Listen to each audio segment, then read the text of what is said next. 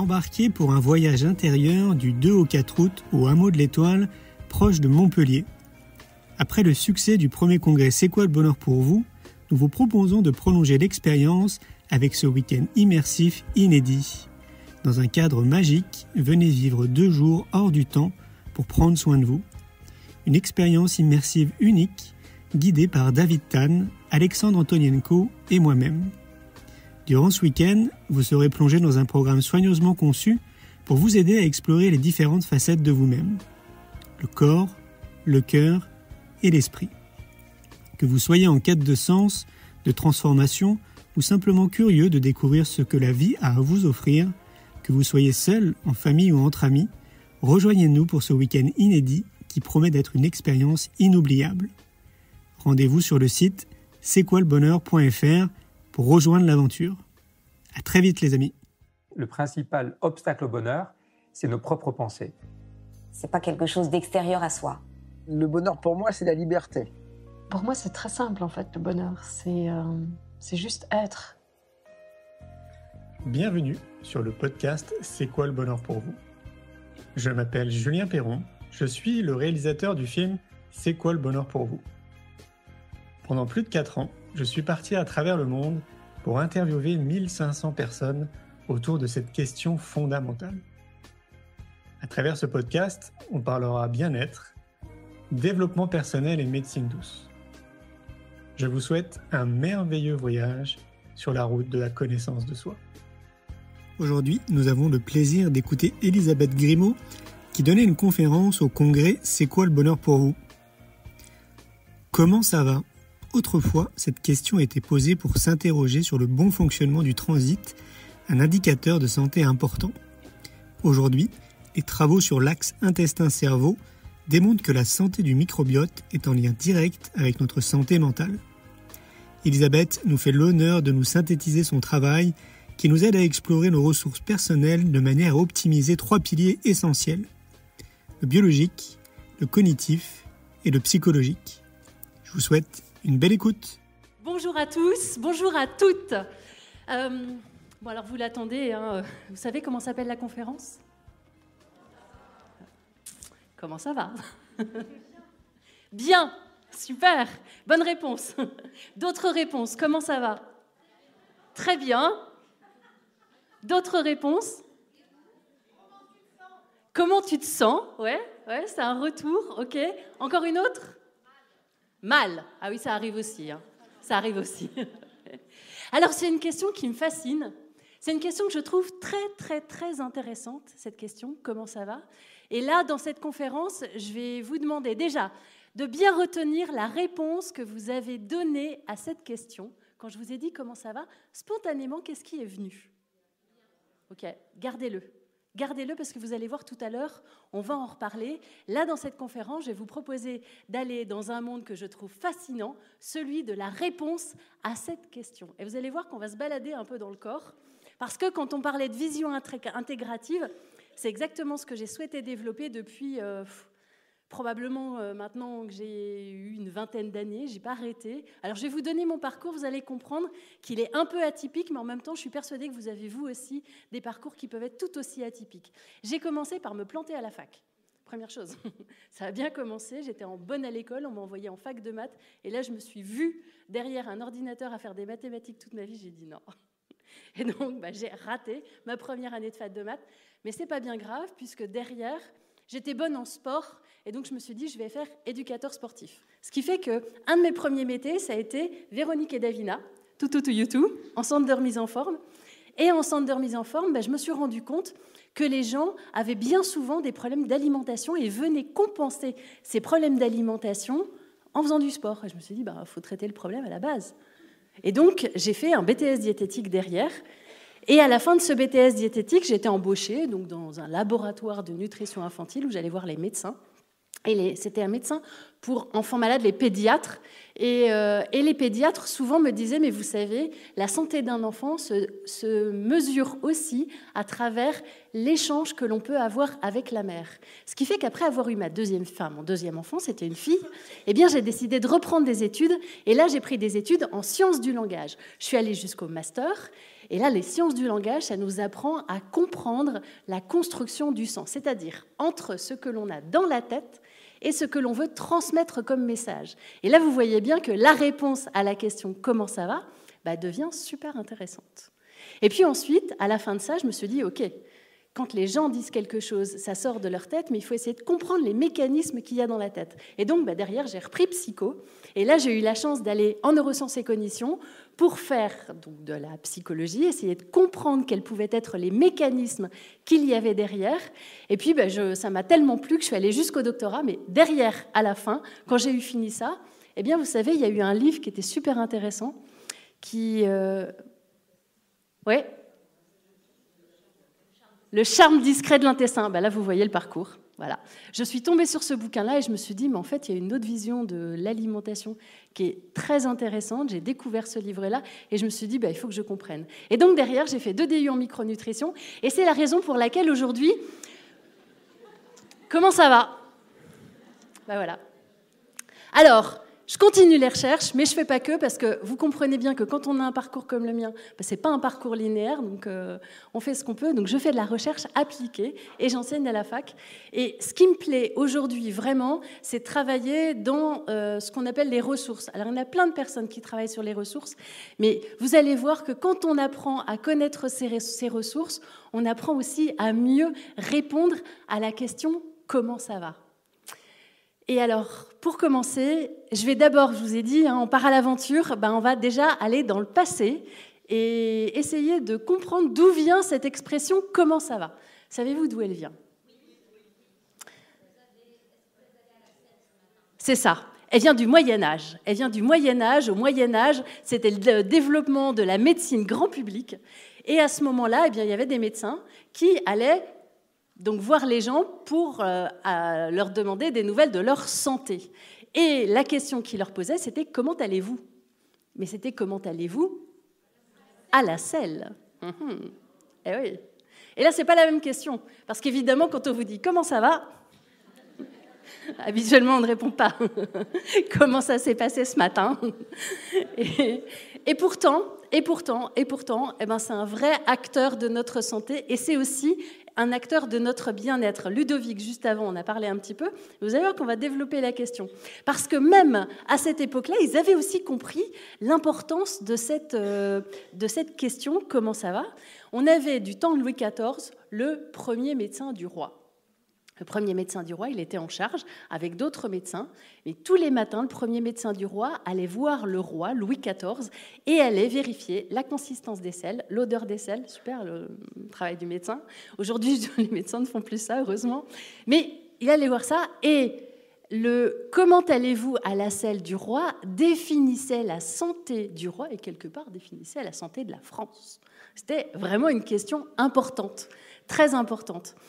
Et effectivement, quand on regarde de plus près, on y reviendra un petit peu tout à l'heure, mais quand on regarde de plus près, on a dans notre ventre, dans notre microbiote, on l'appelait flore intestinale autrefois, on l'appelle microbiote maintenant, mais on a davantage de bactéries, de micro-organismes dans notre microbiote qu'on a de cellules dans tout notre corps.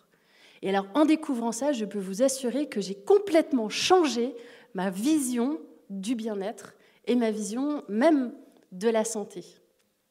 Ouais, ça m'a vraiment amené à voir les choses différemment parce qu'auparavant, comment je voyais la santé ? La santé, c'était déjà aller chez le médecin. Le psychologique, c'était effectivement le comment ça va, mais quand on regarde bien, en fait, on travaillait beaucoup sur la sphère mentale, mais on travaillait assez peu sur la sphère physique. Or, la sphère physique, elle est intimement liée à la sphère mentale. Alors avant ça, avant de travailler justement sur la sphère physique, j'aimerais qu'on explore un petit peu les différents types de réponses parce que vous allez voir, on va faire un petit peu d'exercice de sciences du langage là, à travers les différentes réponses que vous avez. Vous allez voir que vous allez pouvoir en apprendre peut-être sur vous-même, mais aussi peut-être sur les autres. Alors, comment ça va ? Qu'est-ce qu'on pourrait répondre habituellement à comment ça va ? Ça va. Ouais, j'ai entendu ça va. Ça, à votre avis, c'est quoi comme réponse ? Comment ? On ne se casse pas la tête, exactement. Dans le « on ne se casse pas la tête », en psychologie, on parle d'automatisme. Et en fait, le « comment ça va » en sciences du langage, c'est un nom bien précis. Donc, « comment ça va », c'est une salutation secondaire. Parce que la salutation primaire, c'est quoi à votre avis ? Bonjour, exactement. Donc, quand on est poli, on dit bonjour. Et après, effectivement, salutation secondaire, on va dire « comment ça va ». Et ce « comment ça va », normalement, il n'attend pas d'autre réponse que « ça va » ou ça va bien. Parce qu'effectivement, normalement, c'est vraiment ça, c'est un petit peu comme une formule de politesse, le bien cordialement à la fin des mails, c'est un petit peu ça. C'est-à-dire que la personne qui va recevoir ce « comment ça va », eh bien, elle va répondre bien ou elle va répondre « ça va ». Mais habituellement, elle ne va plutôt pas répondre « j'ai entendu le mal ». Mais en même temps, peut-être qu'on est suffisamment en confiance avec l'autre personne pour pouvoir dire le mal, pour pouvoir dire mal. Alors, cette réponse automatique, elle est automatique. Elle est automatique, pourquoi ? Parce qu'habituellement, on n'a pas besoin de présenter ses émotions à l'autre, on est simplement dans un échange cordial, et le « bonjour, comment ça va ?» c'est vraiment juste une forme de politesse. Autre forme de réponse à « comment ça va ?» Qu'est-ce qu'on peut entendre ? Alors, le « et toi », c'est bien, le « et toi », ça va nous amener dans la relation, et on en parlera tout à l'heure. Oui ? Vous disiez ? Oui, pas mal, et toi ? J'ai entendu bien. Alors bien, là, on a une réponse qui est attendue, mais c'est une réponse qui est déjà qualifiée. Parce que bien, ça nous donne un état qui est positif. On peut aussi avoir le « très bien ». Alors le « très bien », il est encore plus qualifié parce que là, on met un adverbe devant. Et l'adverbe devant vient enhance, donc vient... rehausser, merci, j'avais le mot en anglais, vient rehausser le bien, ça veut dire qu'effectivement, on va très bien. Ok ? Qu'est-ce qu'on peut avoir d'autre ? Ça peut aller. Ah, ça peut aller. Alors, reprenons un petit peu, là, on va décoder un petit peu sur le plan linguistique. Ça va, donc ça va, on est bien dans le verbe aller. Et là, ça peut aller. Ça veut dire que ça ne va pas tout seul. Ça veut dire qu'on y va, mais on y va lentement. Ça peut aller. Qu'est-ce qu'on peut avoir comme autre forme de « ça va » dans le même genre ? Doucement, ok, ça va doucement. Ça pourrait aller mieux, ok, ça pourrait aller mieux, d'accord. Ça veut dire qu'effectivement, aujourd'hui, ça va pas bien, mais qu'en même temps, on imagine qu'il pourrait y avoir un mieux. C'est déjà pas mal, parce que des fois, il n'y a pas. Comment ? J'ai connu des jours meilleurs. Ok, ça veut dire que là, on se renvoie dans le passé pour se raccrocher à quelque chose qui était mieux, mais en même temps, on fait une comparaison entre ce qui était et ce qui est aujourd'hui. Ok. Comme un lundi. Ah. Ça veut dire quoi, ce comme un lundi, à votre avis ? Ça veut dire que c'est la fin du week-end, ça veut dire que c'est le début de la semaine, et ça sous-entend quoi ? Parce qu'en fait, ce qui n'est pas dit dans le comme un lundi, c'est qu'on va reprendre la semaine et qu'a priori, et c'est effectivement, on part sur une humeur un petit peu maussade. Le comme un lundi, est-ce que c'est comme un lundi joyeux ou est-ce que c'est comme un lundi un peu bof-bof ? Voilà, c'est comme un lundi un peu bof-bof, oui. Autre type de réponse qu'on peut avoir ? Super, très bien. Donc le super, là, on est sur quelque chose qui est... on est dans le très bien, c'est un petit peu la même chose. J'ai entendu autre chose ? Je sais pas, effectivement. Je sais pas, ça veut dire que j'ai un petit peu de mal à définir mon état actuel. Ça ira mieux demain. Alors ça, c'est intéressant parce que c'est porteur d'espoir. On voit que dans la réponse, il y a j'imagine qu'il pourra y avoir un mieux demain. Et donc ça, c'est assez intéressant aussi. Oui. On fait aller. Alors le on fait aller, c'est un peu comme ça peut aller. Oui, c'est ça. On fait aller. Alors, c'est aussi intéressant parce que vous voyez qu'entre le « on » et « aller », il y a « faire ». Et donc là, ça ne va pas tout seul encore. On fait aller. On a aussi, j'avais emmené des petits papiers parce que je note les réponses à comment ça va depuis un certain temps pour essayer d'alimenter les analyses. Et on peut aussi avoir le « on fait avec ». Et là, le « on fait avec », il est aussi un petit peu différent parce que Quand dans le on fait aller, c'est on fait aller, donc ça pousse, hein, on est obligé de pousser pour que ça aille, tandis que dans le on fait avec, c'est on fait, c'est-à-dire qu'on fait aller, mais cette fois-ci, puisque le aller a été enlevé, mais avec, ça veut dire que probablement qu'il y a un problème autour, et que c'est avec ce problème qu'on avance quand même. C'est souvent suivi de « je prends sur moi ». Oui, je prends sur moi, donc on fait avec et éventuellement je le prends sur moi. Alors ça c'est très intéressant parce que ça m'amène justement à vous parler d'un élément dont le ça va. Eh bien souvent les personnes qui posent une question ça va et qui sont amenées à écouter une réponse du type, ça je l'ai entendu aussi il y a 15 jours et je l'ai noté, c'était je te donne la réponse diplomatique ou la vraie. Ouais. Et là on se dit ok, on va se poser et tu vas me donner la vraie, mais on va se poser. Parce que parfois, effectivement, il peut y avoir du lourd. Et derrière, encore un autre type de réponse que l'on pourrait avoir, c'est « Comment ça va ?» Ouais. Ou « Bof ». Ouais. Le bof, il est moins chargé que le « Ou alors, eh bien, parfois, on peut aussi avoir aucune réponse. On peut avoir des larmes. Alors, c'est une réponse. C'est une réponse. C'est une réponse, c'est une réponse. Les larmes vont exprimer beaucoup de tristesse, mais effectivement, c'est une réponse. Oui, tout à fait. Tout à fait. Alors, avant de partir justement sur le « comment ça va », dans les réponses qui peuvent être des réponses très tristes, il y a effectivement parfois le « rien ».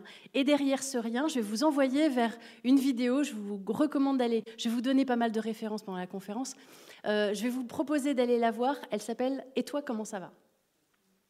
À la fin, donc depuis, ça va faire maintenant presque 2 ans, je suis aussi formatrice au premier secours en santé mentale. Et on présente cette vidéo « Et toi, comment ça va ?»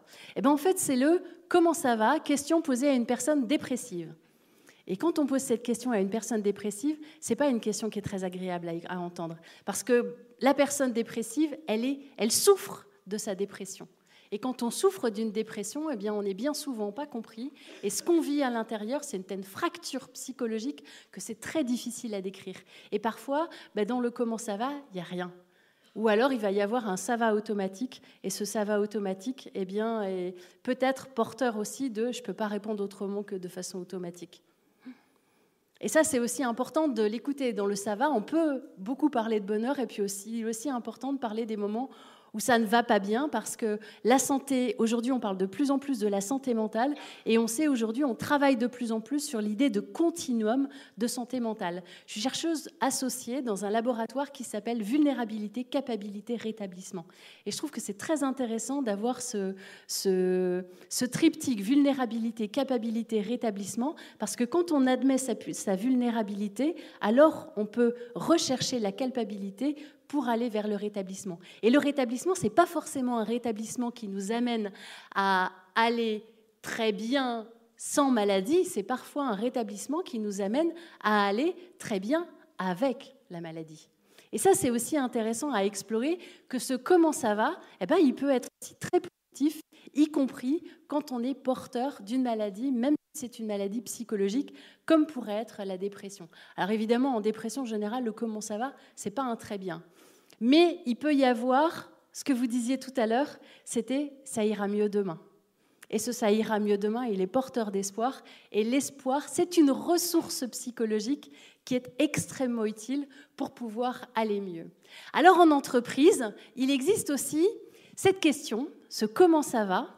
Et ce « comment ça va », il est parfois utilisé par ce qu'on appelle, je ne sais pas si vous en avez entendu parler, les toxic handlers.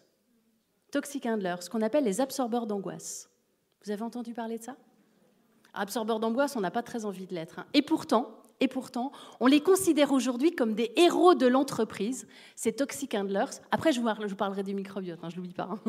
Mais c'est important d'apporter ces dimensions-là, parce que derrière, on peut voir qu'avec le microbiote, on peut aussi aider. Le toxic handlers, ce sont des personnes qui... On entend le mot toxique et on entend à l'intérieur le mot handlers. Handlers, ça veut dire je manipule quelque chose de toxique et je manipule pour aider à aller mieux. Alors les toxic handlers, ce sont des personnes en entreprise, qui sont en général des personnes plutôt empathiques, probablement comme la majorité des gens ici, parce que si vous êtes là, c'est certainement que vous avez une dimension empathique qui est déjà assez soutenue.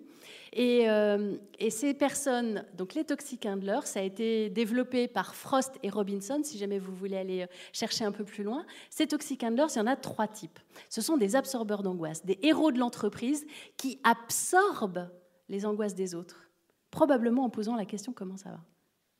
Et derrière, peut-être en n'ayant pas une réponse « ça va bien ». Ça va pas bien, allez viens, on va en parler. Et c'est ça, ces absorbeurs d'angoisse. Avec, premier type de toxic handlers, ce qu'on appelle les porteurs de compassion. Les porteurs de compassion, ce sont des personnes qui vont s'intéresser à... Alors j'aime bien, je vais vous donner une image pour pouvoir expliquer ça. Quelqu'un a un problème, imaginez qu'il pleuve dehors et que la personne va devoir traverser la tempête et la pluie. Et le porteur de confiance, lui, va simplement s'intéresser au problème, mais sans vouloir entrer vraiment dans le problème, mais montrer à la personne qu'elle va lui apporter un peu de soutien. C'est-à-dire qu'il pleut dehors, la personne lui dit « écoute, tiens, je te file mon parapluie, vas-y, je te soutiens ». Et donc la personne va dans la tempête, elle va dans la pluie et elle y va en étant un petit peu protégée par le parapluie de l'autre. Ça reste une tempête, hein, donc le parapluie il peut s'envoler. Deuxième type de porteur d'absorbeur d'angoisse, c'est ce qu'on appelle le porteur de souffrance. Alors le porteur de souffrance, là, lui, il a un niveau qui est un peu plus élevé, c'est-à-dire que par rapport à la tempête qu'il y a et par rapport au mal-être que peut avoir l'autre personne, il va s'impliquer davantage. Il va avoir un niveau d'empathie qui est beaucoup plus important. Il va devenir acteur du rétablissement de l'autre. C'est-à-dire qu'il va essayer d'agir pour l'autre. Il va peut-être aller voir le supérieur, il va peut-être aller voir le DRH, il va peut-être aller voir les collègues pour résoudre lui-même la situation. C'est un petit peu comme si vous sortiez dehors en lui disant « écoute, on n'a qu'un parapluie, on va aller dehors et moi je te passe le parapluie ». Et là, vous voyez qu'il va dehors. L'autre, il est un peu protégé, mais il est quand même en grande souffrance. Et qu'est-ce qui va se passer ? Il va se passer que le porteur de souffrance, lui, il va apporter la souffrance, c'est-à-dire qu'il va se faire tremper. Et il va avoir toute la pluie qui va arriver sur lui. Et donc, quelque part, il est un peu en danger pour lui-même. Troisième type de porteur, c'est un troisième type d'absorbeur d'angoisse, c'est ce qu'on appelle le porteur de compassion.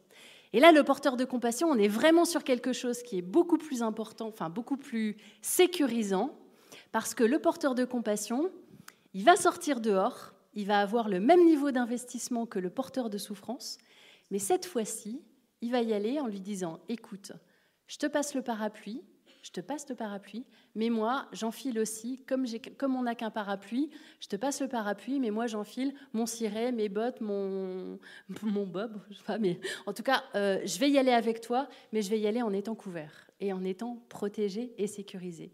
Et c'est exactement ça qui est, c'est ce qui est attendu aujourd'hui dans les entreprises, c'est de eux dont on parle quand on parle des héros de l'entreprise, c'est qu'on ait des personnes qui soient investis, aidants pour les autres, et en même temps qu'ils aient suffisamment de ressources pour pouvoir aller mieux eux-mêmes.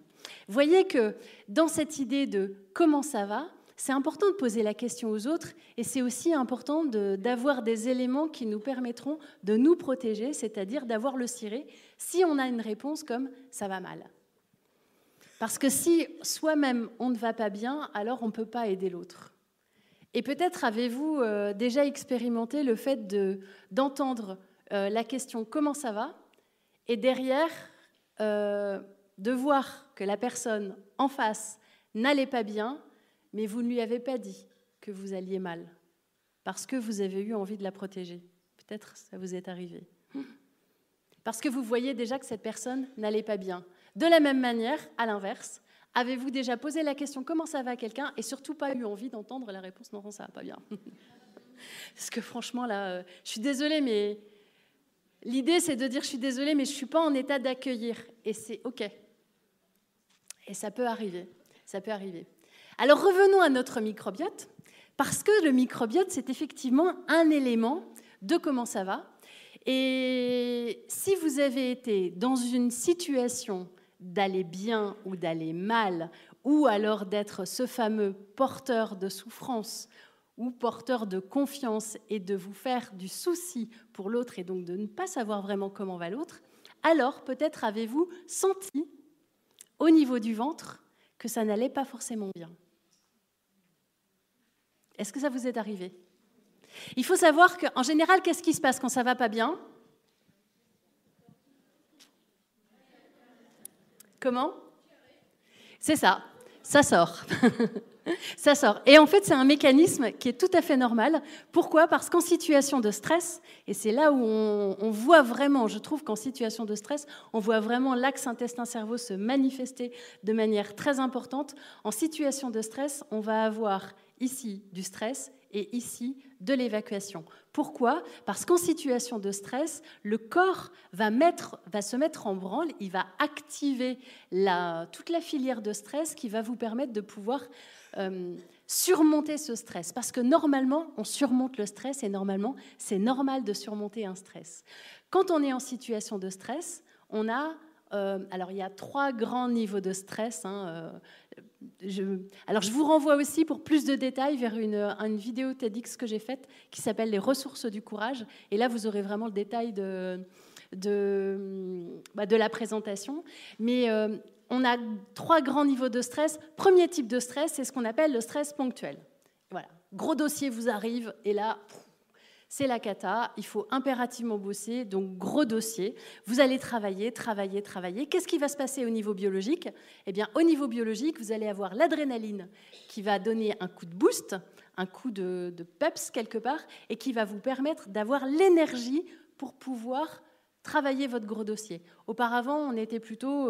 ça date vraiment presque de la préhistoire. On est vraiment issu sur le plan génétique de ce qui s'est passé auparavant. Et on avait cette capacité de pouvoir fuir si jamais il y avait un danger ou de pouvoir combattre s'il y a un danger. Alors j'espère que vous ne fuyez pas devant votre dossier et que vous allez l'attaquer. Et il n'empêche que vous risquez d'avoir ce petit coup de stress. Ce coup de stress, il va sécréter ce qu'on appelle une décharge d'adrénaline. Cette adrénaline, elle va vous permettre d'avoir le rythme cardiaque qui augmente, la tension artérielle qui va augmenter un petit peu, et évidemment, il va y avoir une vidange de toute la sphère digestive parce que le corps ne sait pas tout faire à la fois, et donc il va vider ce qu'il va y avoir au niveau digestif pour pouvoir se concentrer sur l'activité musculaire, sur l'activité cardiaque, et normalement, il y a aussi une augmentation aussi de la respiration, et tout ça, c'est pour vous mettre en ordre de marche pour pouvoir répondre à ce stress. Donc le corps est parfaitement équipé pour ça. Un point important aussi, c'est quand on est en situation de stress, il y a aussi normalement des tensions musculaires qui sont là, ce qui fait qu'il y a aussi une utilisation du magnésium qui est très importante. Et ça, c'est important à savoir parce que quand on utilise du magnésium, on urine le magnésium et donc derrière, on perd le magnésium. Ça veut dire qu'on n'a plus de magnésium pour répondre à plein de réactions biochimiques dans l'organisme qui ont besoin de magnésium. On estime aujourd'hui qu'il y a environ plus de 300 réactions dans l'organisme qui nécessitent du magnésium. Donc vous voyez, quand vous avez pris votre magnésium et qu'il n'y en a plus derrière, eh bien, il faut impérativement recharger votre corps en magnésium. Donc premier tips, première astuce, c'est si vous êtes stressé, systématiquement prenez du magnésium. Deuxième phase de stress, là vous avez votre dossier. Normalement, il devait être ponctuel et puis finalement, il y en a un deuxième qui s'ajoute et un troisième qui s'ajoute. On n'est plus dans le stress ponctuel, on va rentrer dans une forme de stress chronique. Alors tout à l'heure, on avait l'adrénaline qui faisait une courbe comme ça pour pouvoir nous permettre de répondre au stress. Mais l'adrénaline, elle ne répond qu'au stress ponctuel. Si le stress dure, le corps va faire appel à une autre hormone toujours issue des surrénales, qui est le cortisol. Et cette hormone, là, on est en phase de résistance, il va falloir apprendre à tenir le stress. Et là, ce cortisol va petit à petit augmenter. Et pour pouvoir compenser cette augmentation et nous maintenir dans un bon état, eh bien, on va avoir d'autres hormones qui vont arriver, comme la sérotonine. La sérotonine, elle est toujours là. La sérotonine, c'est l'hormone du bien-être, du plaisir. La dopamine, normalement, elle chute un petit peu. Ça, c'est le circuit de la récompense. Mais la sérotonine, normalement, elle nous apporte une forme de bien-être. Et puis, à partir d'un certain moment, quand on continue à être dans le stress et qu'on diminue, qu'on avance vraiment, là, ça commence à être un peu plus lourd. Et ce qui se passe, c'est qu'on va avoir une chute de la sérotonine. Et cette chute de la sérotonine va entraîner la chute d'une autre hormone qui est issue de la même filière biologique que la sérotonine, c'est la mélatonine. C'est la phase juste après. Sérotonine, mélatonine. Et la mélatonine, vous savez ce que c'est ? Exactement, c'est l'hormone du sommeil. Donc, chute de sérotonine, chute de mélatonine, qu'est-ce qui se passe ? Eh bien, on dort moins bien. Et là, vous voyez qu'on avance. On avance. Là, on avance dans ce qui devrait être une adaptation au stress, qui est une adaptation au stress, mais qui va commencer à être vraiment délétère. Parce que quand on dort bien, qu'est-ce qui se passe ? Eh bien, on récupère. Eh oui. Première phase de sommeil, elle est extrêmement importante pour la récupération physique. La deuxième phase de sommeil, la deuxième partie de la nuit, elle est extrêmement importante pour la récupération psychologique. Et là, vous voyez que quand on arrive à moins dormir, moins dormir au début ou qu'on se réveille trop tôt, eh bien, on a soit une récupération physique qui va être moins bonne, soit une récupération psychologique qui va être moins bonne. Et là, on est toujours en phase de résistance. Qu'est-ce qui se passe quand on avance ? Eh bien là, vous avez vu, le cortisol, il a monté. Mais en même temps, ça veut dire qu'en même temps que le cortisol monte, qu'est-ce qui se passe ? Eh bien, on a augmentation du rythme cardiaque, augmentation de l'hypertension, augmentation de la libération de sucre dans le sang. On a aussi l'utilisation musculaire qui est là. On est en train d'épuiser l'organisme. Et au fur et à mesure qu'on épuise l'organisme, eh bien, arrive un moment où là, on va rentrer dans ce qu'on appelle la phase d'épuisement. Et la phase d'épuisement, eh bien, elle se traduit par une chute brutale du cortisol parce que les surrénales n'arrivent plus à tenir. Et là, c'est ce qu'on appelle l'effondrement et ça ne va plus du tout. Et ça s'appelle le burn-out. Ouais, le burn-out. Et donc, vous voyez que le bien-être psychologique, le comment ça va, là, il est dépendant de quoi ? Il est dépendant, typiquement ici, de mécanismes biologiques. Donc, quand on regarde la dimension psychologique, on ne peut pas faire abstraction de la dimension physique. Et tout à l'heure, j'entendais quelque chose de super intéressant. Ludovic vous disait que sous le diaphragme, le nerf vague, eh bien, on avait une forme de sécurité. C'est ce qu'il a dit tout à l'heure. Eh bien, cette sécurité, c'est exactement ça. Puisque quand on regarde sur le plan biologique, le système digestif abrite 80% de notre système immunitaire. 80% de notre système immunitaire, c'est énorme. Et vous savez pourquoi ? Eh bien, c'est simple. En fait, mais le corps est d'une logique absolument c'est incroyable, je dirais merveilleuse même. Pourquoi ? Parce que quand vous mangez quelque chose qui vient de l'extérieur. Et cet extérieur, eh bien, il continue au niveau de l'estomac, il continue au niveau du tube digestif. Et à l'intérieur de notre tube digestif, on a une interface entre l'extérieur et l'intérieur. Et évidemment, notre système immunitaire doit pouvoir être présent pour pouvoir nous aider à pouvoir combattre les éléments pathogènes. Exactement. Merci d'être là. Les éléments pathogènes, voilà. Donc, quand vous savez qu'on a 80% du système immunitaire qui est là, qu'on a ici, dans notre microbiote, davantage de micro-organismes que de cellules dans le corps, on se dit, mais il se passe forcément quelque chose de phénoménal ici. Et il se passe effectivement quelque chose de phénoménal ici. C'est absolument incroyable. L'intestin, juste pour vous le présenter comme ça, c'est... vous voyez ? Là, ça c'est votre tube digestif. On va aller dans l'intestin. Maintenant, je vais le présenter que comme ça. On a différentes couches dans l'intestin. On va voir les micro-organismes. On a tendance à dire que plus il y a de diversité de micro-organismes, mieux c'est. C'est vrai, et en même temps, ça ne semble pas toujours être vrai. Donc, je pense qu'il faut aussi laisser la science avancer pour pouvoir aller plus loin. Il n'empêche qu'avoir une alimentation variée, ça c'est extrêmement important pour pouvoir avoir un microbiote diversifié, c'est-à-dire avoir plein de bactéries dans l'intestin. Et juste pour travailler et aller bien à ce niveau-là, qu'est-ce qu'on fait pour pouvoir avoir de bonnes bactéries dans l'intestin ? Parce qu'il y a les mauvaises bactéries, mais il y a les bonnes bactéries. Les bonnes bactéries, elles sont essentielles. Qu'est-ce qu'on fait pour pouvoir aller... Comment ? On prend des probiotiques. Oui, les probiotiques. Moi, je vais essayer de parler naturel le plus possible. On mange sain et équilibré. Ouais, on mange sain et équilibré. J'aimerais une petite nuance supplémentaire. J'entends des légumes, des trucs lacto-fermentés, c'est vrai. Vivant. Ouais, j'ai entendu vivant. L'alimentation vivante. En fait, alors ça, c'est... Mais je trouve que... Enfin, j'ai fait une vraie découverte quand j'ai découvert ça. C'est-à-dire que nos bactéries, ici, elles sont en lien avec les bactéries de l'extérieur. Et c'est là où on comprend que la diversité bactérienne que l'on a dans notre intestin, elle est dépendante, ultra dépendante de la diversité bactérienne qu'il y a à l'extérieur. Donc quand on parle de biodiversité environnementale, eh bien on parle d'éléments de survie de notre système intestinal aussi. Et notre système intestinal, il est vital. Voilà, il est vital, tout simplement. Il est vital. Donc ça, c'est extrêmement important de comprendre ça. Et comment on peut faire pour pouvoir avoir une grande diversité bactérienne ? À votre avis ? Éviter les antibiotiques. Ah oui, les antibiotiques, c'est le Karcher. Hein, c'est vraiment le Karcher au niveau intestinal, c'est vrai. Alors maintenant, parfois le médecin dit qu'il y a besoin d'antibiotiques et auquel cas, moi je suis l'avis des médecins.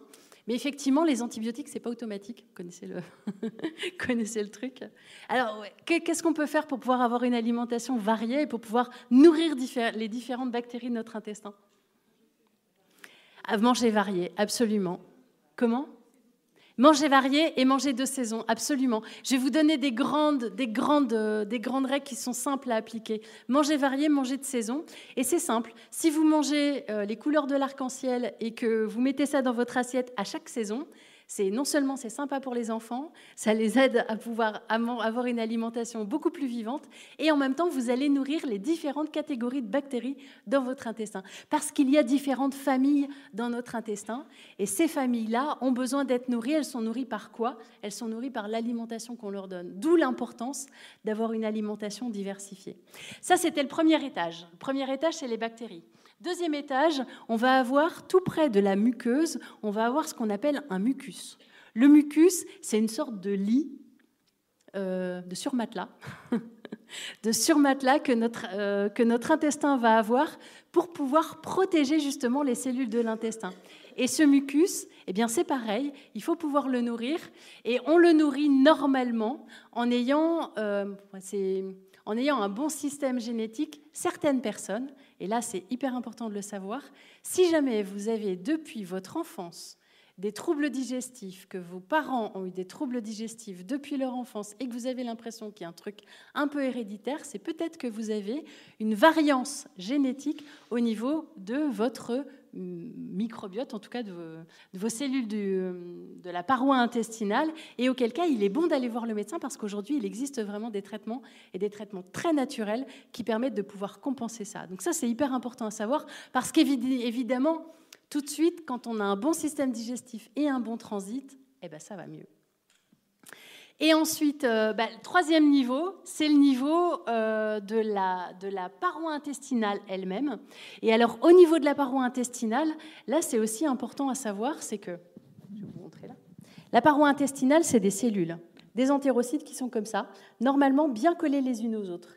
Et ne vous moquez pas de moi, bien collées les unes aux autres. Et par ces cellules-là, passent les aliments. Et normalement, on a une bonne étanchéité à ce niveau-là. Sauf que, parfois, et par le stress, on peut avoir une étanchéité qui va être un peu moindre. Et là, qu'est-ce qui va se passer ? Il va se passer qu'au lieu d'avoir là un bon système de protection, on va avoir un système de protection qui va être un peu fragilisé. Et on va avoir des toxines, des aliments un peu gros qui peuvent passer par là et qui vont quoi ? Juste derrière, on va avoir le système sanguin, les vaisseaux sanguins. Dans les vaisseaux sanguins, on va avoir le système immunitaire. Et là, c'est le branle-bas de combat.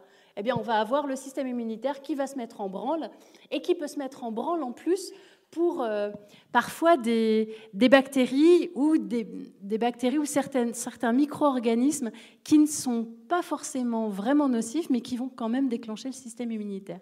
Et là, on peut aboutir, à cause plutôt de cette perméabilité intestinale, à une forme de fragilité qui va être une fragilité immunitaire et aussi une fragilité qui peut se manifester alors, au niveau immunitaire très loin et par exemple être générateur d'allergies. Donc si vous avez des allergies, peut-être faut-il essayer d'explorer aussi votre perméabilité intestinale. Si vous avez une maladie auto-immune, peut-être faut-il aussi explorer votre perméabilité intestinale et pour ça, allez voir un professionnel. Mais voyez que aujourd'hui, au niveau de l'intestin, on comprend que le microbiote et même tout le système digestif commence à être vraiment à l'origine probablement de certaines maladies chroniques, probablement de certaines maladies auto-immunes, et même très certainement. Et aujourd'hui, on est de plus en plus certain que le microbiote est également à l'origine de troubles mentaux et même de maladies neurodégénératives. Et ça, c'est extrêmement important parce que mon prédécesseur parlait tout à l'heure du nerf vague.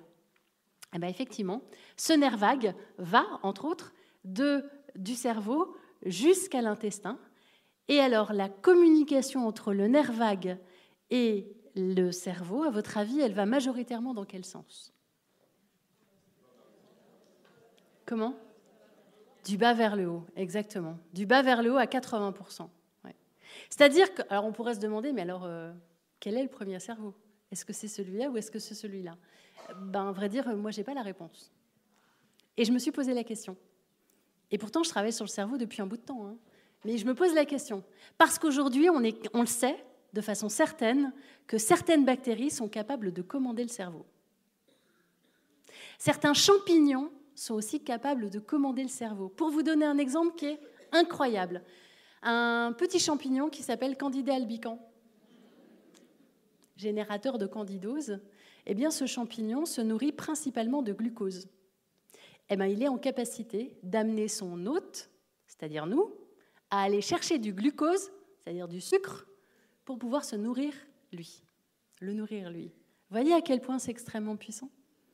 On a certaines bactéries qui, aujourd'hui, alors on le sait, donc fabriquent des molécules qui vont agir au niveau du cerveau, mais on sait même qu'on a la paroi de certaines bactéries qui, directement en passant dans le sang et en passant la barrière hémato-encéphalique, vont se fixer sur certains récepteurs directement au niveau du cerveau.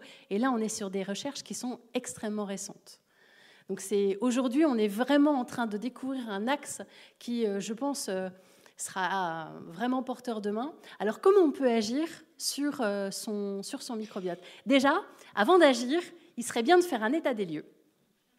Et pour faire un état des lieux, il existe une échelle. Connaissez-vous l'échelle de Bristol ? Super. Ben, on va la décrire. Échelle de Bristol. Échelle en 7 types. Et donc, l'échelle de Bristol, c'est quelle est la texture de mes selles. La texture de mes selles me donne la texture de me donne mon état de santé. A priori, en tout cas, me donne un indice sur mon état de santé. Alors, on y va. Premier type, retenez bien, hein, et vous ne serez pas obligé de me dire ensuite où vous vous situez.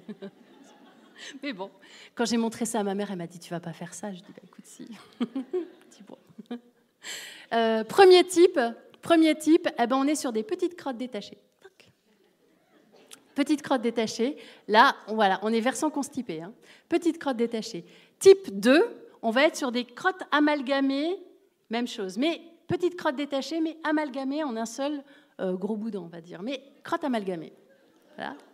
Type 2. Type 3, je n'ai pas peur du ridicule.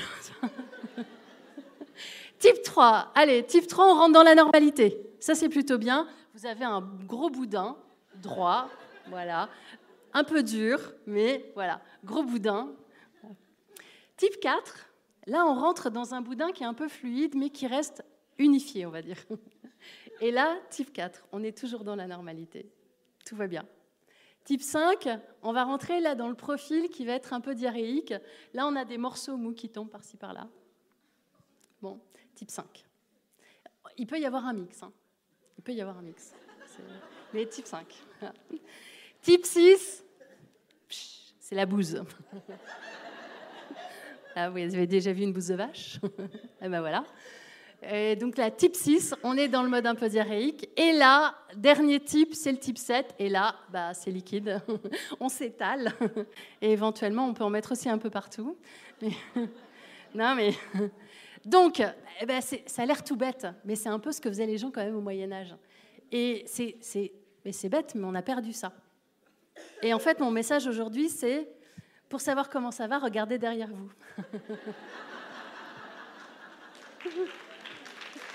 Non, mais ça va. Vous saurez au moins comment ça va sur le plan biologique. J'ai habité à Strasbourg pendant 5 ans, et quand je suis arrivée là-bas, je me suis dit, qu'est-ce que c'est que ça ? Pendant 5 ans, donc, on habitait à Strasbourg, et on avait des toilettes germaniques. Vous connaissez les toilettes germaniques ? Non. Alors, normalement, les toilettes, vous savez, il y a une cuve comme ça, et puis derrière, il y a de l'eau. Hop, voilà, ça tombe.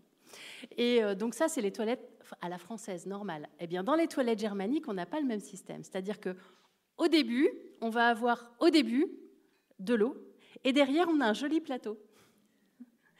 Et sur ce joli plateau, eh bien, descendent les selles. Mais en fait, c'est très intelligent. Parce que ça permet derrière de pouvoir regarder la texture des selles. Parce qu'une fois qu'elle est dans l'eau, c'est compliqué de savoir si on est sur un boudin dur ou des crottes amalgamées. C'est vrai. Mais c'est un peu le cas. Ouais. Ce qui fait que, non mais vraiment, ça fait vraiment partie des choses qui peuvent être très importantes. Pourquoi ? Parce que quand on demande à quelqu'un, vous avez déjà entendu l'expression « il a une tête de constipé » ? Eh bien, c'est ça. C'est-à-dire qu'il ne va pas bien, mais il ne va pas bien pourquoi ? Parce que biologiquement, ça ne va pas bien. Alors, on n'a pas une tête de diarrhée liquide, ça n'existe pas encore. Je ne sais pas. Mais, non, mais c'est vrai. Et aujourd'hui, vous pouvez vous-même savoir si ça va bien ou si ça ne va pas bien. Alors maintenant, vous allez voir que quand vous poserez la question « comment ça va ?», vous ne regarderez plus les gens de la même manière. Moi, j'essaye de m'empêcher d'avoir ce type de réponse, mais bon, voilà. Maintenant, ça fait vraiment partie des choses qui sont extrêmement naturelles parce que, mais tous les... personne ne peut se passer d'aller à la selle, sinon il va devenir malade et potentiellement même il peut mourir. Donc c'est extrêmement important de pouvoir savoir comment on va, mais aussi comment on va sur le plan biologique. On a cette dimension biologique qui est importante. Alors, qu'est-ce qu'on peut faire quand on a des selles qui sont trop compactes ?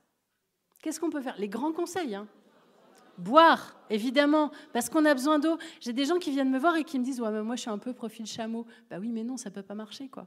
Tout de suite, non, mais il y a besoin d'eau, notre corps a besoin d'eau, notre cerveau a besoin d'eau. On sait aujourd'hui qu'un stress hydrique diminue les performances cognitives. Et ça, c'est extrêmement important à savoir. Donc, effectivement, on a besoin d'eau, on a besoin de légumes, on a besoin d'alimentation vivante, fruits et légumes, effectivement, plutôt de saison, plutôt pas pesticidés. Enfin, moi, j'aime bien le biologique, mais je trouve que le biologique, c'est mon père qui me disait ça. Il me dit, oui, mais le biologique, quand tu regardes bien, en fait, c'est du naturel. Et on a inventé le biologique. Et c'est vrai, quelque part, parce qu'autrefois, il n'y avait pas ça. Moi, je suis issue de paysans des deux côtés, en fait, des grands-parents paysans des deux côtés. Et je trouve qu'il y avait cette intelligence de la terre qu'on a tendance à perdre. Et d'ailleurs, c'est très intéressant parce que quand je reviens sur cette histoire de bactéries, c'est très important de se rendre compte que notre diversité intestinale, elle est liée à la diversité de l'extérieur. On a plus de dépression dans les villes qu'on a de dépression en campagne. Vous allez tous déménager, il n'y avait pas que l'effet Covid. Et vous allez voir que vous aurez des beaux cacas. Non, c'est pas ça. Mais non, mais c'est vrai. En tout cas, on sait aujourd'hui qu'il existe certaines bactéries qui participent à notre bien-être. Je vais vous donner un exemple. C'est la bactérie Mycobacterium vaccae. C'est une bactérie dont on sait aujourd'hui qu'elle est génératrice de sécrétion de sérotonine. Et cette bactérie, on la trouve où ? On la trouve quand on se balade en forêt. Eh bien, elle va être dans l'air ambiant, on va la respirer, ça va passer dans la circulation sanguine par les poumons et ça va favoriser le bien-être. Donc, si vous habitez près des forêts, ne vous privez pas d'aller en forêt. Et puis, on peut aussi la trouver quand on manipule la terre, parce que là, elle va passer à travers les pores de la peau et elle va aussi passer dans la circulation sanguine et participer aussi au bien-être. Et ça, c'est peut-être un des secrets des jardiniers. Je ne sais pas. Mais il n'empêche qu'on sait aujourd'hui que plus on va se mettre au contact avec des bactéries environnementales, les bactéries de l'extérieur, plus on va nourrir notre propre bonheur. Donc ça, c'est vraiment la dimension biologique. Aujourd'hui, cette dimension biologique, elle est essentielle, mais je pense qu'il est important d'avoir cette vision intégrative parce que le biologique influence le psychologique et le psychologique influence le biologique. Quand on est stressé psychologiquement, ce n'est pas nos bactéries de l'intestin qui sont stressées. C'est notre mental qui est stressé, qui va venir, par le nerf vague d'ailleurs, stresser la flore intestinale, le microbiote, et appauvrir le microbiote par l'effet du stress. Donc l'effet du stress va avoir un effet effectivement sur le microbiote et va agir sur notre santé. Alors quand on regarde le stress, on a dit tout à l'heure qu'il y avait des absorbeurs d'angoisse. Ça, c'est une notion hyper importante parce que j'imagine que si vous êtes là, c'est que vous avez probablement un profil empathique. Donc si vous êtes porteur de confiance, appliquez toutes les techniques que vous pouvez penser être bonnes pour vous, parce qu'il faut qu'elles vous conviennent, pour pouvoir passer du porteur de souffrance au porteur de compassion. Parce que le porteur de compassion, c'est vraiment le héros qui se porte bien et qui peut rester héros longtemps. Et on en a besoin dans nos sociétés actuelles et surtout dans le contexte actuel psychologique, en fait, psychologique actuel. Et alors, le stress, c'est quoi ? C'est vraiment une histoire. Le corps a besoin, pour pouvoir répondre au stress, il a besoin, ça agit vraiment comme une balance. Il a besoin d'avoir des ressources. Et donc, plus le stress est important, plus on a besoin d'avoir des ressources importantes pour pouvoir compenser le stress. Et ce qui fait que certaines personnes, si elles sont en situation de vulnérabilité, c'est peut-être qu'elles ont déjà épuisé leurs ressources ou peut-être qu'elles n'ont pas suffisamment cultivé leurs ressources. D'où l'importance de bien connaître ces ressources. Et là, tout le week-end, faites le plein parce que vous allez pouvoir voir quelles sont les ressources qui vous parlent, qui vous conviennent et piocher là-dedans pour pouvoir partir à l'aventure. Je pars vraiment du principe que la vie, c'est une grande aventure. Et vous connaissez Dora l'exploratrice ? Voilà, sac à dos, sac à dos. Eh bien, Dora, elle a un sac à dos, c'est un dessin animé pour les enfants. Dora a un sac à dos. Et avec ce sac à dos, elle part à l'aventure avec son petit chimpanzé. Et dans son sac à dos, elle a plein de ressources. Moi, j'aime bien cette idée-là. L'idée qu'on peut mettre dans son sac à dos plein de ressources et qu'au fur et à mesure des expériences de la vie, parce que la vie, vous l'avez tous expérimenté, la vie, il y a des hauts et il y a des bas. Quand il y a des hauts, on fait plein de ressources. Et quand il y a des bas, on utilise les ressources qu'on a pu collecter quand il y avait des hauts. Et donc, c'est important d'avoir ces ressources pour pouvoir ensuite avoir une meilleure résilience et donc une meilleure capacité à pouvoir continuer, quelles que soient les expériences qu'on a traversées. Et pour pouvoir travailler sur ces ressources, alors, vous avez vu mon parcours, il est un peu... donc j'ai fait de la psychologie cognitive, de la psychologie positive aussi. Et aujourd'hui, je suis secrétaire de l'Association française de psychologie positive. Je vous invite d'ailleurs au prochain congrès de psychologie positive qui aura lieu le 1er et le 2 février à Lyon. Et en psychologie positive, c'est quoi la psychologie positive déjà ? Je vous donne la définition, je la connais par cœur à force. C'est bien. Ouais. Alors, c'est tout ce qui c'est un courant de recherche qui étudie ce qui contribue à l'épanouissement et au fonctionnement optimal des individus, des groupes et des institutions. Voilà. Donc, c'est un courant de recherche déjà, donc c'est fait par des chercheurs. Et derrière, ils développent des outils qui sont utilisés par les praticiens en psychologie positive. Et ça, c'est important parce qu'on peut aussi devenir praticien en psychologie positive, c'est-à-dire utiliser les outils développés par les chercheurs. Et je trouve que c'est une approche qui est vraiment très intéressante. Qu'est-ce que font ces chercheurs ? Ils travaillent sur les ressources. Et les ressources qu'on peut avoir, moi, j'aime bien les classer en trois grandes dimensions. Pourquoi j'ai fait ça ? Je m'éloigne un peu de la recherche quand je fais ça et je peux me faire taper sur les doigts aussi par certains chercheurs qui vont me dire « Oui, mais quand on vulgarise, on est moins scientifique. Oui, mais quand on vulgarise, on est accessible. » Donc, voilà. Moi, j'ai choisi d'être accessible, quitte à être un peu moins scientifique, des fois, tant pis. Parce que, je vous dis ça pourquoi ? Parce que, comme je vous dis, je suis issue de petite-fille de paysans. Ma mère, elle était aide-soignante. Et ma mère, elle a fait maison familiale, aide-soignante. Et puis moi, j'ai eu la chance, mais cette chance inouïe, de bénéficier du système français et de faire plein d'études. Parce que j'aimais ça, mais parce que le système m'a permis de le faire aussi. Et donc, j'en suis aussi reconnaissante. Je ne peux pas cracher dessus parce que j'en ai bénéficié. Et quand je parle de ce que je fais à ma mère, des fois, elle me dit « Mais c'est super, Elisabeth, ce que tu fais, c'est vraiment bravo, mais moi, je ne comprends pas tout. » Et là, je me dis « Ah ouais ?» Et c'est pas qu'elle n'est pas intelligente, hein, pas du tout. C'est qu'on utilise des mots qui ne sont pas compréhensibles parfois. Et quand on parle du bien-être démonique et du bien-être hédonique, voilà, d'accord, ok. Mais finalement, et ça c'est aussi un modèle qui est super intéressant, le bonheur eudémonique et le bonheur hédonique. Le bonheur hédonique, c'est tout ce qui est lié à la dimension de plaisir, et on en a besoin du plaisir dans la vie. Mais derrière, il y a aussi une autre forme de bonheur qu'on appelle le bonheur eudémonique ou le bien-être eudémonique, qui est davantage lié au sens qu'on peut donner à sa vie, aux valeurs que l'on a dans sa vie, à tout ce qui peut nous permettre d'être dans l'engagement, dans le fait d'avoir du sens à sa vie. Et quand on mixe à la fois des moments de plaisir, mais qu'on n'oublie pas de nourrir également ce qui peut nous apporter du bien-être toute notre vie de façon durable, eh bien alors on obtient une forme de bien-être durable. Et puis il y a aussi une autre dimension, donc la dimension plaisir, moi j'aime bien appeler ça le beau. Le beau, c'est ce qui nous met en mouvement, en fait. Et le beau, pour moi, il est vraiment générateur si je fais le lien avec la science. Alors, ça pourrait être critiquable, certes, mais quand même, globalement, c'est comme ça que ça fonctionne. Le beau, c'est quoi? C'est générateur de dopamine, et la dopamine, elle nous met en mouvement. La dopamine, elle nous dope. Ça, les endocrinologues le disent, la dopamine, elle nous dope. Et quand on est dans quelque chose de beau, eh bien, on y va, on va le chercher, on va chercher ce beau et on se met en mouvement pour pouvoir y aller. Ensuite, la dimension de bien, elle est, pour moi, c'est le bien, deuxième dimension, elle est vraiment liée à la sérotonine. Pourquoi? Parce que la sérotonine, ce n'est pas un neurotransmetteur qui est excitateur. La sérotonine, c'est un neurotransmetteur qui calme, qui apaise et qui nous permet de pouvoir être, autant la dopamine nous met en mouvement, hop, nous fait avancer, autant la sérotonine, elle nous ramène sur Terre. Et elle nous amène à être bien dans notre vie, à être droit, aligné, pleinement aligné avec qui on a envie d'être. Peu importe ce que les gens pensent, soyez qui vous êtes. Ça, on a dû vous le dire plein de fois. Et puis la troisième dimension, c'est celle du bon. Et moi, j'aime bien la dimension de celle du bon cœur. Parce que cette dimension-là, c'est la dimension du lien à l'autre. Et cette dimension du lien à l'autre, elle est juste essentielle. L'homme est un animal social. On ne peut pas être heureux tout seul dans son coin. Ça ne marche pas.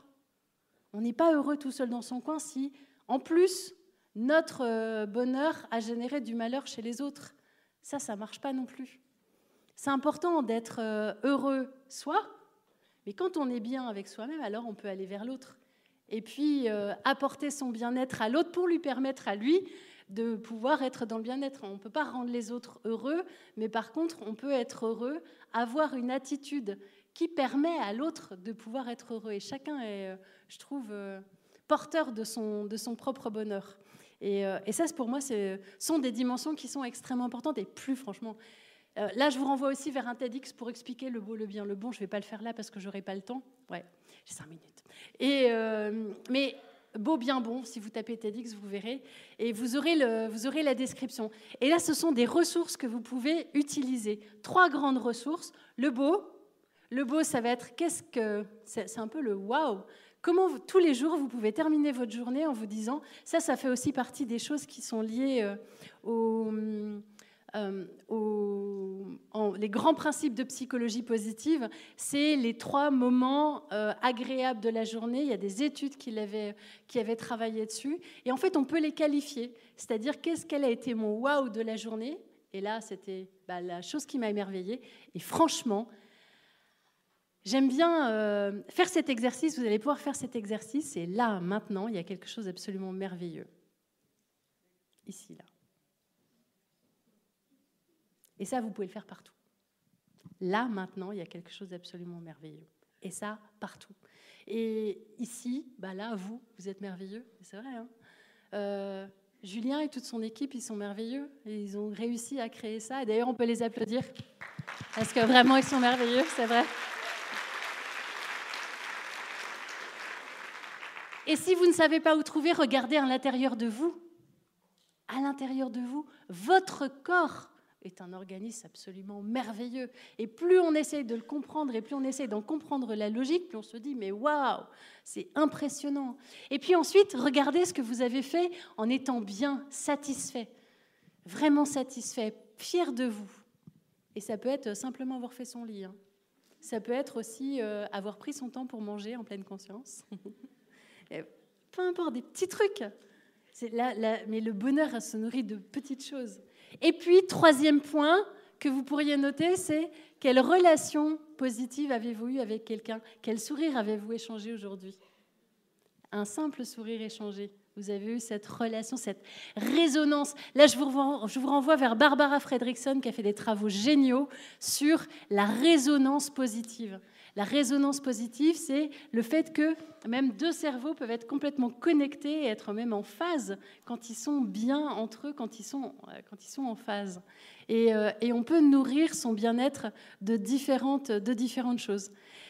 Et quand on a nourri son bien-être de beau, de bien, de bon, il ne faut pas oublier de nourrir son bien-être biologique. Et pour ça, rien de plus simple que d'avoir une alimentation naturelle, respectueuse de soi, mais aussi respectueuse de l'environnement. Et puis d'être à l'écoute aussi de son corps, et puis ensuite d'aller en discuter avec son médecin, avec les professionnels que vous choisissez. Et si votre médecin ne vous écoute pas, vous en changez. Non, mais... Oui, parce qu'en médecine, on n'apprend pas la psychologie, on n'apprend pas la micronutrition. Mais c'est pas grave. Il y a plein de médecins qui sont bien. Et il ne faut pas hésiter à trouver la personne. En psychologie, on parle d'alliance thérapeutique. Cette alliance thérapeutique, elle doit vraiment être là partout. Et pour terminer, on va finir en chanson. Mais alors, comme si vous voulez chanter faux, laissez-moi commencer. Puis ça va être une horreur. Donc, j'ai besoin de 2 personnes qui sachent chanter. Là-bas. Allez, rapprochez-vous. Allez, 2 personnes qui chantent. Allez, venez. On a 2 micros. Il faut 2 micros. Allez, bravo. Bravo, bravo. Encouragez-les. Il n'y en aura qu'un. On va se le partager. On dit en soirée, à la fin de la soirée, les verres deviennent communautaires. Et bien ici, les micros deviennent communautaires. On en a 2. Ah bah voilà. On les applaudit bien fort. Bravo, bravo.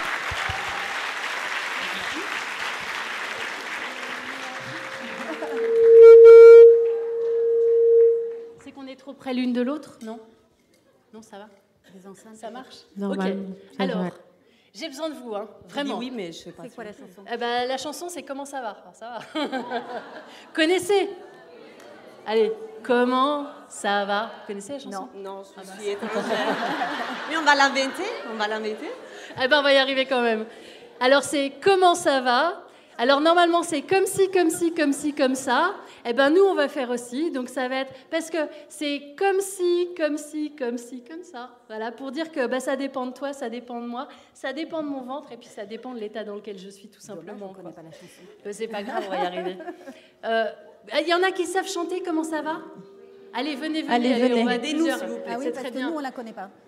Finalement, raté, on se c'est retrouve ballot. tous, venez. Alors, comment ça va? Comme ci, comme ci, comme ci, comme ça. Le bonheur se nourrit d'amour, parce qu'effectivement, le bonheur se nourrit d'amour et se cultive tous les jours. C'est sympa, c'est gentil. Le bonheur se nourrit d'amour et se cultive tous les jours. Alors, ça nous fait comment ça va? Comment ça va? Comme ci, comme ci, comme ci, comme ça. Le bonheur se nourrit d'amour et se cultive tous les jours. On y va? Chanter une fois, au moins. Ouais, allez. 1, 2, 3. Comment ça va? Comme ci, comme ci, comme ci, comme ça. Le bonheur se nourrit d'amour et se cultive tous les jours. À vous. Comment ça va? Comme ci, comme ci, comme ci, comme ça. Le bonheur se nourrit d'amour et se cultive tous les jours. Allez encore. Comment ça va? Comme ci, comme ci, comme ci, comme ça. Le bonheur se nourrit d'amour et se cultive tous les jours. Merci à vous.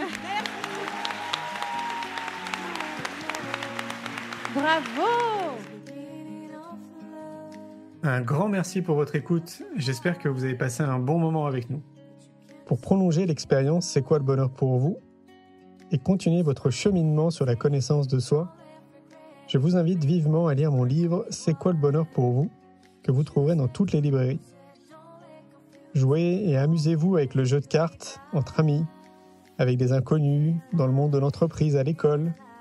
Regardez le film « C'est quoi le bonheur pour vous ?». Et surtout, prenez soin de vous. Je vous souhaite un merveilleux voyage vers vous-même.